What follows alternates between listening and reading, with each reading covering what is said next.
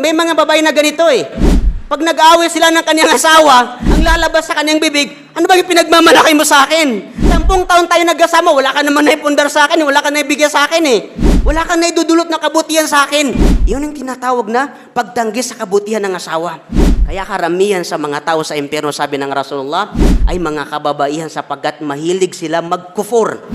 Mahilig sila magtanggi sa kabutihan ng kanilang asawa. Hindi man lang nila mabigyan ng pahalaga ang anumang ginawa sa kanila ng kanyang asawa, ang sakripisyo ng kanyang asawa sa kanyang pamilya. Ilang taon nagsasakripisyo yung lalaki para may taguyod ang kanyang pamilya. Tapos sa isang kisap mata, nag-away lang sila, lahat ng mga bagay na yun ay pinanunumbat ng babae, subhanallah. Kaya karudung ng hadis ang Rasulullah sallallahu alaihi wasallam, noong sabi niya, "Wattala'tu fin nari fara'aitu aktsara ahlihan nisa." At noong ako naman sabi niya ay pinasilip doon sa impyerno ni Allah subhanahu wa ta'ala, ipinakita sa kanya kung ano yung karamihan sa mga tao na makakapasok sa impyerno ni Allah subhanahu wa ta'ala. Nakita ko, sabi ng Rasulullah, na ang karamihan sa mga tao sa impyerno ay mga kababaihan. Subhanallah. Maaring maging bad news ito sa mga kababaihan, pero hindi sila dinidiscriminate sa pananampalatayang Islam. Ito ay katotohanan sa pananampalatayang Islam na mas marami ang bilang ng mga kababaihan sa impyerno ni Allah subhanahu wa ta'ala. Mas marami ang bilang ng mga kababaihan sa impyerno ni Allah subhanahu wa ta'ala. Bakit? Alam niyo mga kapatid, sa mga sisters natin, lalo sa mga kapatid natin, sa mga tita natin, sa mga asawa natin, iparating natin sa kanila ang magandang balita na ito na may kasamang kalungkutan sa kanila. Alam mo, yung babae sa pananampalatayang Islam ay napakadaling makapasok sa paraiso. Madali lang makapasok eh. Mas madali silang makakapasok sa paraiso kumpara sa mga kalalakihan. Kasi kung babasihan natin ang isang hadis ng Rasulullah sallallahu alaihi wasallam, 4 lang ang gagawin ng isang babae. 4 lang.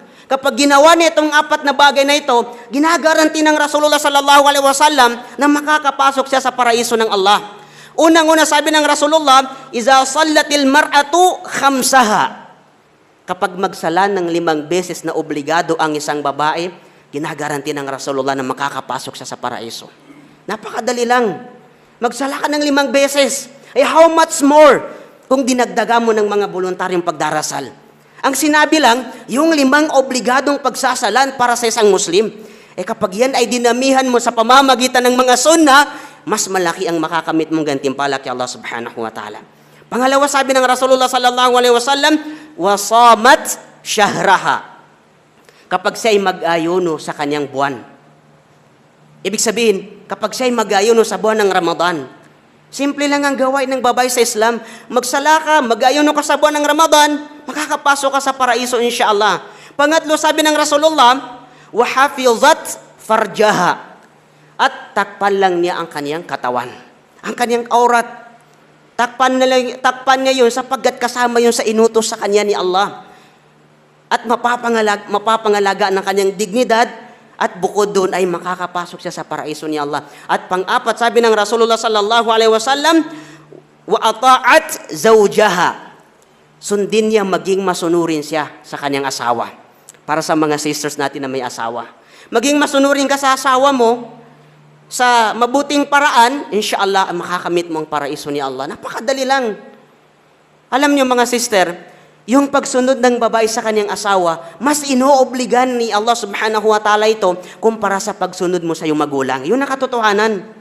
Kung papipiling ka, sinong susundin mo? Ang magulang mo o ang asawa mo? Mas obligado sa isang babae na susundin niya ang kanyang asawa. As long as na ito ay nasa mabuting kautusan. Kasi kapag masamang inuutos, ay kahit sinong tao, hindi dapat susundin ng tao. Kasi masamang inuutos eh. Pero ganun pinapahalagaan, itinuturo sa pananampalatayang Islam para sa mga kababaihan na nararapat sila maging masunurin sa kanilang asawa. Sa mga ipinag-uutos sa kanila ng kanilang asawa, sa mga kabutihan, pagsamba kay Allah subhanahu wa ta'ala. Sa ganung paraan, sabi ng Rasulullah, sasabihin sa kanya ni Allah subhanahu wa ta'ala pagdating sa kabilang buhay na pumasok ka sa aking paraiso. Saan mang pintuan ng paraiso, pumili ka, sabi ni Allah, doon sa mga pintuan ng paraiso noon at pumasok ka doon. Masya Allah. Siya mismo ang mamimili kung ano yung gusto niyang pasukin na pintuan ng paraiso ni Allah subhanahu wa ta'ala. Dahil lang dito sa apat na katangian na ito na ginagawa ng isang babaeng mananampalataya noong siya'y nabubuhay sa mundo. Pero isa sa nakakalungkot na katotohanan mga kapatid, kung madaling makapasok ang babae sa paraiso ni Allah, mas madali naman ito makakapasok sa impyerno ni Allah. Ito yung bad news eh. Apat lang yung gawain ng babae. Kapag ginawa niya itong apat na ito, ginagaranti ng Rasulullah na makakapasok siya sa paraiso. Pero, sabi ng Rasulullah sallallahu alaihi wasallam, may dalawang gawain lang ang isang babae sa pananampalatayang Islam na maging sanhi ng pagkapasok niya sa impyerno. Nakakalungkot din, no? Apat tapos dalawa lang. Madaling makapasok, pero mas madaling makapasok sa paraiso, pero mas madaling makapasok sa impyerno ang isang babae. Sabi ng Rasulullah sallallahu alaihi wasallam, "Ya ma'syaran nisa, o kayong mga kababaihan," sabi ng Rasulullah, "tasaddaqna wa akthirna al-istighfar." Ang sabi ng Rasulullah, magbigay kayo ng sadaka. Magsadaka kayo, sabi ng Rasulullah, at magparami kayo ng istighfar.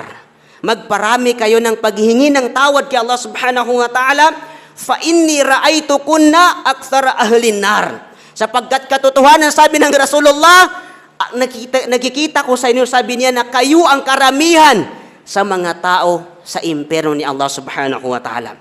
Kaya nung sinabi ng Rasulullah ito, merong isang babae na naglakas loob upang tanungin ang Rasulullah sallallahu alaihi wasallam.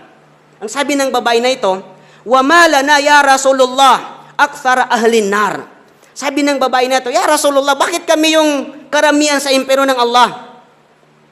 Kasi hindi siya nakapagtisa, sinabi ng Rasulullah, ng karamihan sa mga tao sa impyerno ay mula sa mga kababaihan. Maraming mga babae na ngayon na magtatanong sila, bakit parati na lang kami ang pinag-uusapan, parati na lang kami ang ginagabayan ng mga maalam, pinagsasabihan ng mga ganitong bagay. Kasi ang katotohanan, ang karamihan sa kanila ay makakapasok sa impyerno ni Allah subhanahu wa ta'ala. Kaya sabi ng Rasulullah, magbigay kayo ng sadaka, magparami kayo ng istighfar, dahil ang karamihan sa mga tao sa impyerno ay mula sa mga kababaihan. Kaya nung tinanong ng babae na ito, bakit ya Rasulullah? Ang sabi ng Propeta Muhammad sallallahu alaihi wasallam, unang-una sabi niya ay, tukthirna la'an. Unang dahilan sabi niya, ay kayo ay mahilig manumpa. Kayo ay mahilig magmura. Kayo ay mahilig magsalita ng masama. Subhanallah. Isa ito sa dahilan na ikakapasok ng babae sa impyerno kapag hindi niya nakokontrol ang kanyang bunganga, ang kanyang bibig. Mahilig siya manumpa, mahilig siya magsalita ng masama. Lalo na kapag nagagalit ang isang babae at na-out of control na siya kung ano-ano ang lumalabas sa kanyang bibig. Ito yung ipinapayo natin sa kapatid natin, sa sister natin, lalong-lalo sa asawa natin, sa anak natin, na kapag dumating yung sandali na tayo ay nagagalit, nararapat na makokontrol ng isang babae ang mga lumalabas sa kanyang bibig. Sapagkat sabi ng Rasulullah, isa sa dahilan ay mahilig kayo manumpa, sabi ng Rasulullah. Mahilig kayo magsalita ng masama. Pangalawang dahilan, sabi ng Rasulullah, watakfurnal ashir. Itinatanggi niyo, sabi niya, ang kabutihan ng inyong mga asawa. Ibig sabihin, ito yung katangian ng mga babae na nagkukufur sila sa kanilang asawa. Anong ibig sabihin na nagkukufur? May mga babae kasi na hindi nila matatanggap, hindi man lang nila mabigyan ng pahalaga o appreciation ang anumang meron sa kanyang asawa. Naintindihan natin? May mga babae na ganito eh. Pag nag-aaway sila ng kanyang asawa, ang lalabas sa kanyang bibig, ano ba yung pinagmamalaki mo sa akin? 10 taon tayo nagkasama, wala ka naman naipundar sa akin, wala ka naibigay sa akin eh. Wala ka naidudulot na kabutihan sa akin. Yun ang tinatawag na pagtanggi sa kabutihan ng asawa. 10 taon, 5 taon, ilang taon kayo nagsama, tapos ganun-ganun lang lalabas sa bibig mo na wala siyang naidudulot na kabutihan para sa buhay mo. Subhanallah. Sa palagay mo kaya tatagal ang inyong relasyon kapag hindi naging mabuti ang asawa mo sa'yo? Subhanallah. Kaya karamihan sa mga tao sa impyerno, sabi ng Rasulullah, ay mga kababaihan sapagkat mahilig sila magkufur. Mahilig sila magtanggi sa kabutihan ng kanilang asawa. Hindi man lang nila mabigyan ng pahalaga. ang anumang ginawa sa kanila ng kanyang asawa, ang sakripisyo ng kanyang asawa sa kanyang pamilya. Ilang taon nagsasakripisyo yung lalaki para may taguyod ang kanyang pamilya. Tapos sa isang kisap mata, nag-away lang sila, lahat ng mga bagay na yun ay ipinanunumbat ng babae, subhanallah. Marapat na ipayo natin to sa kanila sapagkat ang mga ganong ugali o katangian ng babae ay magbibigay sa kanya ng matinding pinsala pagdating sa kabilang buhay sapagkat magiging dahilan yun ng ikakapasok niya sa impyerno ni Allah subhanahu wa ta'ala dahil sa panunumbat niya sa kanyang asawa o pagsasabi niya ng mga masasamang bagay na ito ay hindi kinalulugdan ni Allah subhanahu wa ta'ala. Kasi totally, hindi nalulugdan ni Allah subhanahu wa ta'ala ang katangian ng ganong babae. Ang kinalulugdan ni Allah subhanahu wa ta'ala ang isang babaeng may pananampalataya, tanggap niya ang kanyang asawa, maging katuwang ng kanyang asawa sa pag-unlad ng kanilang pamilya, lalong-lalo na sa kanilang pananampalataya kay Allah subhanahu wa ta'ala.